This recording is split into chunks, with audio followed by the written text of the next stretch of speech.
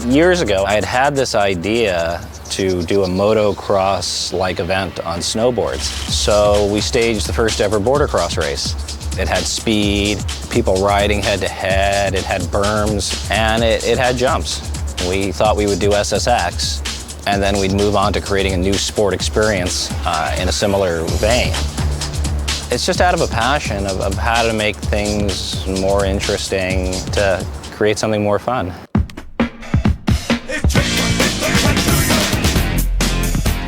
You're working from a base sport.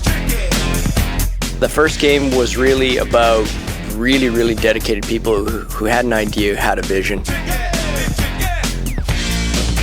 You tend to kind of design something that is way beyond the scope of what you can actually pull off in the first versions. Now we get to take the fruits of our labor and say, okay, we got the core experience down. Now let's build the worlds we really wanted to build. We want to be, so far away from, simulation snowboarding and out here somewhere. We're throwing stuff in there which is just, woo, It's like, where'd that trick come from? There's, a lot of technology the team has to create.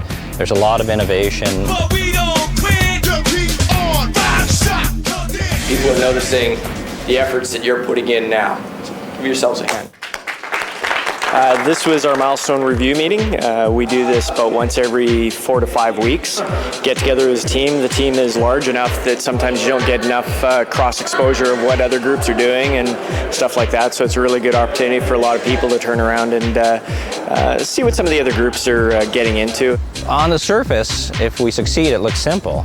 But in truth, we have to first create the world, which is an incredible opportunity, but it also sometimes becomes a daunting responsibility. My normal tendency is to leave things as they are if they're working. However, it's the tendency of producers to want to keep pushing and pushing the technology. It took somebody looking at it in a particular way, coming up with a unique solution to actually make it work. You're trying to describe the camera paths through the world. You end up doing a lot of, you're going through an ice tunnel kind of a thing, and it started off as kind of an interpretive dance as you're trying to describe it all. We have almost 15 software engineers working on this project.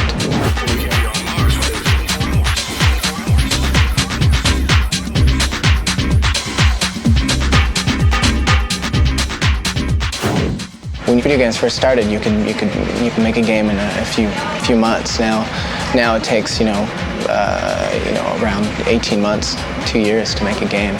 So if we just did what we did last time, it would look very old school. It's been a while since they've let me come out to play.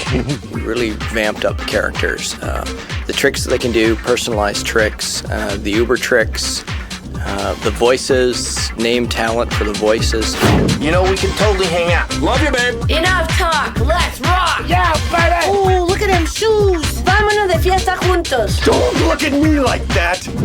Oliver Platt playing Luther. I am a man's man. Luther was meant to be this over-the-top character. One of the other things we're doing is our front end is all going into a 3D world. The reason behind that is we want to do something that really sort of gives the user a sense of what the gameplay is going to be like before they get in, a sense that SSX Tricky is different than all the other games out there. I've been doing this since like '95, and this is probably the biggest leap that we tried to make with the front end for sure. If we do it right and people get immersed and believe in the experience, you forget you're playing a video game.